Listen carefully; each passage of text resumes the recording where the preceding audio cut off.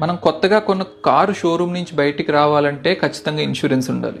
మనం కొత్తగా కొన్న బైక్ షోరూమ్ నుంచి బయటికి రావాలంటే ఇన్సూరెన్స్ ఉండాలి. కానీ ఆ రెండింటిని నడిపి యాక్సిడెంట్ వల్ల ప్రాణం పోయే రిస్క్ ఉన్న మనం మాత్రం ఇన్సూరెన్స్ లేకుండా బయట తిరుగుతాం. ఎవ్రీ ఇయర్ 5,000 to 10,000 ఊరికే ఎందుకు కట్టడం, మనం హెల్దీగానే ఉన్నాం కదా అని అనుకుంటాం.